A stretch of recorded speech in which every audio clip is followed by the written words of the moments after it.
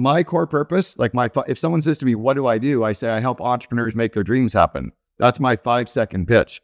My why, everything I do is connected to my why. And if your company is connected to your purpose, your employees feel that. They understand why you say no, why we say yes, why we're driving where we're driving.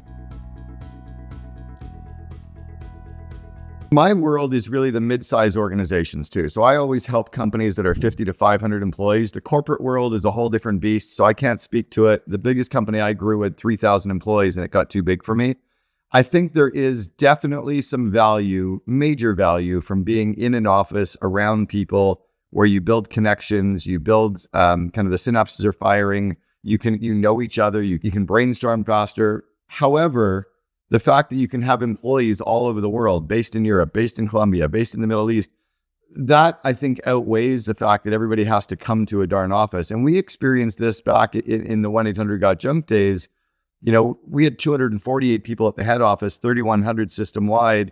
There's no way that the best employee happened to live 25 minutes from the office, because it was getting so expensive in Vancouver that we couldn't attract the best people anymore because they couldn't afford to live near the office in the first place. So I think you're going to give up one thing to get another, very similar to living globally. I give up one thing to get another. Connor will never have a job. Connor already runs his own company. He's been running his own business in Montreal for the last 2 years. Connor is starting a mastermind community for 20-year-olds. He's going to be calling it the 20 Club. And he wants to have a community for them where nobody older than 29 is even allowed in the room and they have to be entrepreneurs. So he's trying to learn and see and absorb and understand. But yeah, he's been running his own company forever. And I did my TED Talk 11 years ago, right? The one about let's raise kids to be entrepreneurs. I've always believed that people should be entrepreneurial, but not necessarily an entrepreneur. And I think that these days, no one should go get a full-time job for one company. They should find one skill they're really good at and maybe work for 4 or 5 companies while they're doing those things. So if somebody's a great marketer, they should apply that skill to 4 or 5 different businesses and then have the freedom to be able to work when they want, where they want, with who they want. But I think the day of going to one company 40 hours a week, first off, it sucks. Like, I don't think that's a good deal for anybody. But yeah, Connor, that would never be his path. I think the rest of the world is going to have to become more like that, though, because I think a lot of companies are realizing now as well that we don't need to have people 40 hours a week working well. Because what happens is about 30% of the time they're getting reply all'd and CC'd and blind CC'd. I had somebody on my team who said he was spending 3 hours a week reading Slack messages. I'm like, what the are you reading? You shouldn't even be in Slack because none of it pertains to you.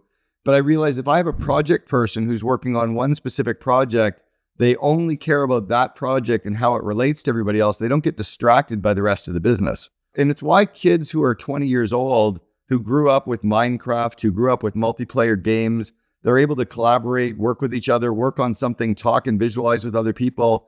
They're able to work in a business world very different from the way you and I grew up 20 years ago in the workforce, right? So I think right now, if the rate of change outside your business is greater than the rate of change inside your business, you're out of business. And I think a lot of companies are trying to hold on to the past. I do, again, believe that there's some benefit from going to a company.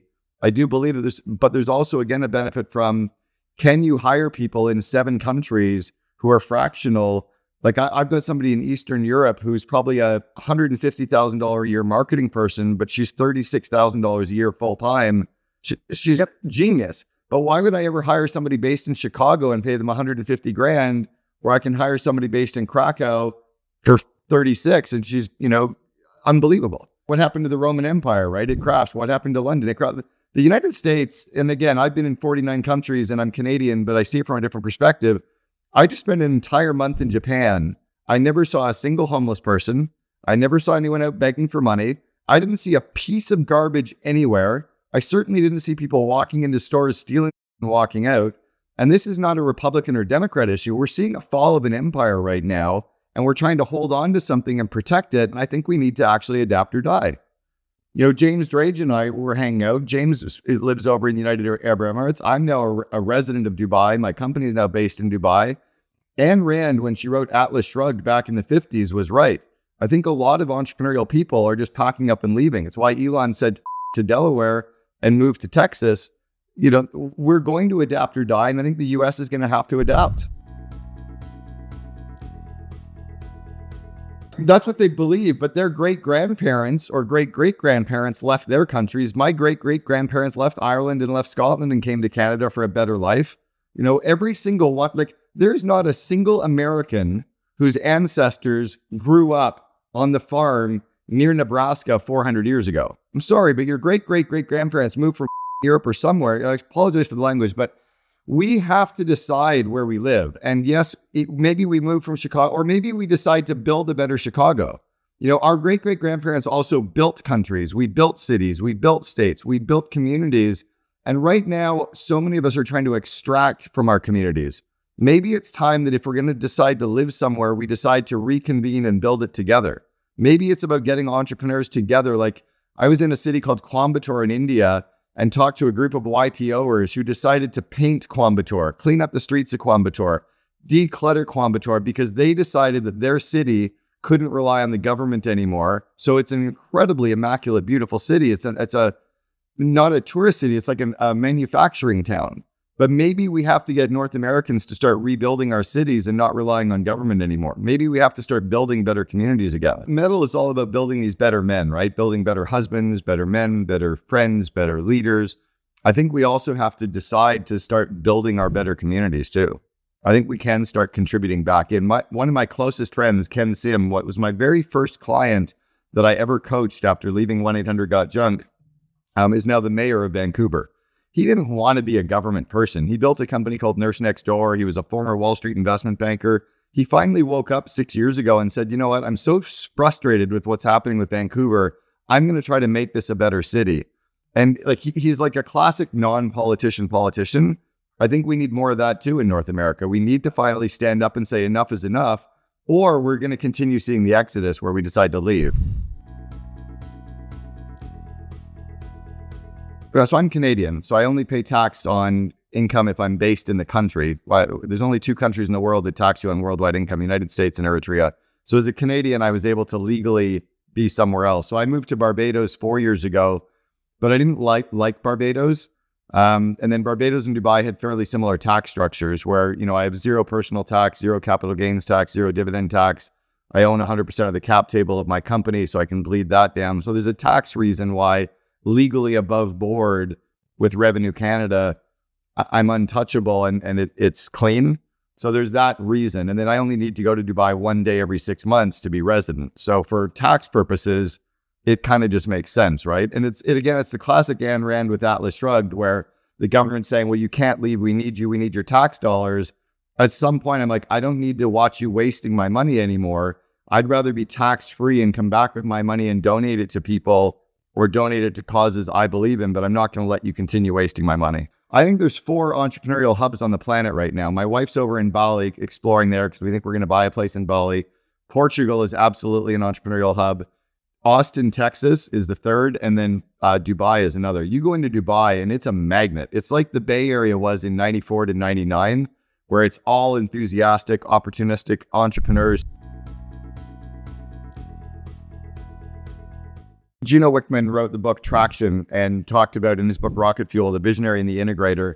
I looked at what the integrator was and looked at, there's a different title for it. It could be a COO, it could be a VP operations, could be your executive assistant, but it's very much the yin and yang to the CEO, right? It's very much like the husband and wife in a traditional marriage. You need to have both. They need to be in sync. They need to be able to communicate, collaborate. They need to be able to fight for the good of the company. They need to be argue away from the kids. And it's how do you build that really strong partnership between the two? I played the COO role 3 different times. Once with Gerber Auto Collision, which is now the largest collision repair chain in the world. Once with College Pro Painters, where I opened the West Coast to College Pro. And then the 3rd was with 1-800-GOT-JUNK, where I was their COO. And then I've collaborated. I run the COO Alliance, which is a mastermind community for second in commands. I've interviewed 350 COOs on my podcast. So I have this IP and understanding around it. They're a different breed. COOs think differently. We see the world differently. We approach businesses differently than entrepreneurs, almost like the book Men Are From Mars, Women Are From Venus. And it's how do you understand that other party in that side of your business? How do you build a better relationship with them? Understanding the communication styles of the COO, understanding the cultural way that they approach the business. Entrepreneurs and I'm more entrepreneur than I am COO. I built these companies as more of an entrepreneurial second in command. And I tended to blow up when the business got too corporate, right? When the business all of a sudden is this multi-layer matrix decision-making, 14 operating P&Ls, it got too big for me. There's a different season that different COOs have to play in as well. And it's really key to understand that. That's why I wrote the book, The Second in Command, was to help CEOs understand that second in command role and to help second in commands like the Sheryl Sandbergs of the world understand how to find the right CEO to partner with. Because I was the perfect match for Brian as CEO at 1-800-GOT-JUNK, but we had an unfair advantage. He was the best man at my wedding 3 months before I started working for him. We were in an entrepreneurial mastermind group called EO. We were in the Entrepreneurs Organization for 4 years in a forum group. He watched me build 2 other companies during that 4 years, and I watched him struggling with his. So he had like a 4-year interview with me. I had a 4-year interview with him.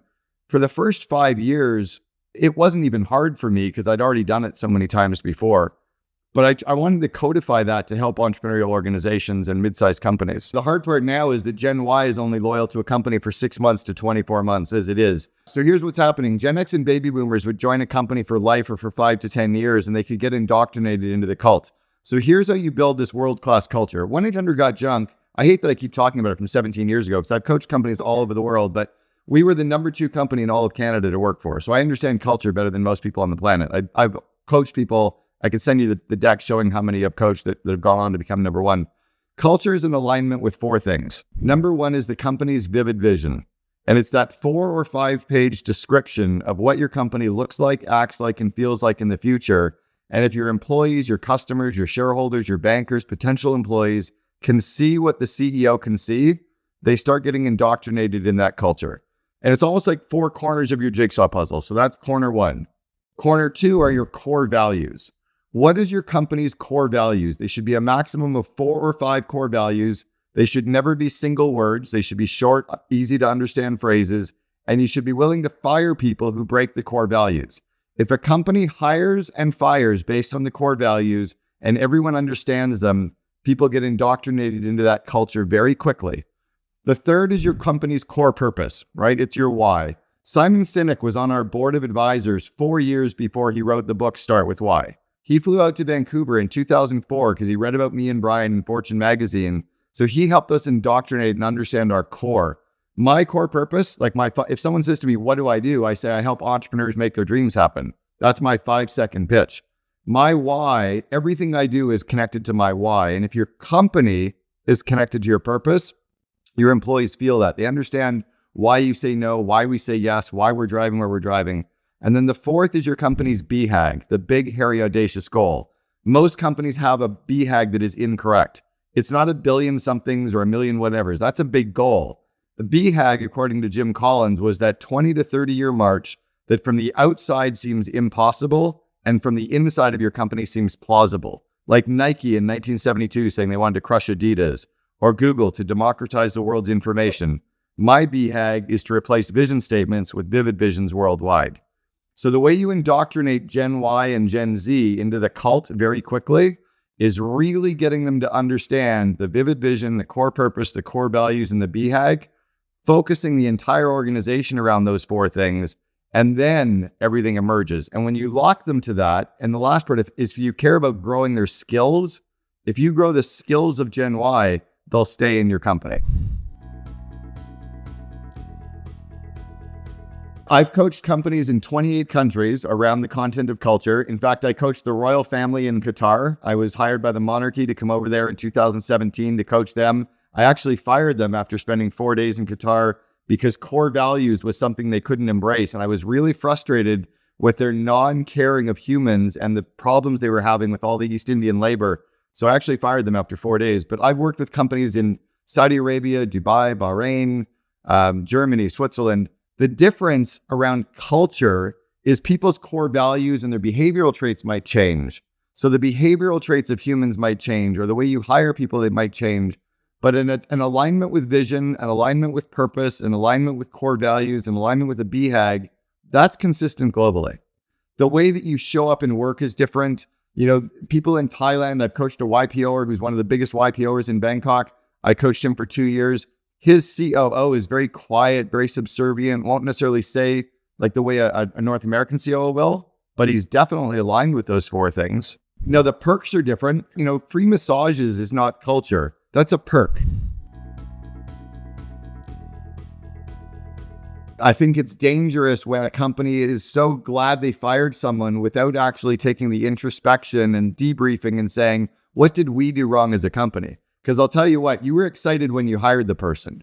So what did you miss in the interviewing? What did you miss in the onboarding? What did you miss in the leadership development? What did you miss in the managing of that person that you're now happy that they're leaving or happy that you fired them? Because you as a company had some contribution to that problem. So I'm okay with slow to hire, quick to fire, as long as we debrief on what went wrong or what was the missing system so we don't repeat that process. I think sadly, we're dealing with a generation that thinks being an entrepreneur is cool, right? So being an entrepreneur, and I talked about this in my TED Talk in 2011, prior to like 1998, being an entrepreneur was vilified. But the rise of the dot-com era in 97, 98, 99, entrepreneurship started to be cool. When the NASDAQ crashed in 2000, everybody got scared and being an entrepreneur was all of a sudden scary. And then the rise up to 2008, entrepreneurship became amazingly cool. Facebook started in 2007 and all of a sudden we had the influencers and entrepreneurs, and now every parent wants their kid to be an entrepreneur, but they don't understand that being an entrepreneur is tough. My dad was an entrepreneur. Both of my grandparents were entrepreneurs. All three of my brother and sister and I were raised to be entrepreneurs. We've all run our own companies for 25 years. We know that it's freaking hard. We understand that most of us are ADD and bipolar, and those are superpowers as an entrepreneur. We understand the struggle. But sadly, no one shares over Instagram or Facebook when their employee is stealing from them. No one talks about the potential lawsuit they have for misclassifying an employee as a 1099. Nobody talks about the fact that someone was stealing 150 grand from you over 3 years by misclassifying their expenses. No one talks about an employee getting killed when they put a ladder up and they hit an electrical wire. No one talks about overspending on marketing campaigns that go sideways and you don't get the numbers. So no one shares the really hard stuff about being an entrepreneur because we can't. What we do is we share about, I'm being vulnerable today about how hard my day is. No, you're selling me into something. So many kids think being an entrepreneur is cool, but they don't realize it takes a long time to get to the night before you become the overnight success story. Right? It takes a long time to be successful as an influencer, as an entrepreneur, as a leader. One of the biggest curses I ever had from my grandfather was work hard, keep your nose to the grindstone. And I said, I wish I understood Gen Z about work smart. My son was using ChatGPT 2.5 before I even knew it existed. I should be learning from Gen Z on how to actually work smart, how to collaborate, how to rip off and duplicate, how to actually work with remote teams. One of the things I was proudest about Connor was when he started his company 2 years ago, he runs events and parties in Montreal for kids. He failed on his second event. He lost money on his second event. And what he said to me afterwards was, it's okay. I learned a lot. These are the things I learned. These are the things I won't repeat. I'm like, awesome. Like the fact that you actually took failure and said, and he didn't sugarcoat it. I lost money. This is where I screwed up. That's good. And I think most Gen Z have to get, and Gen Y even have to get okay with that and the resiliency that you're talking about.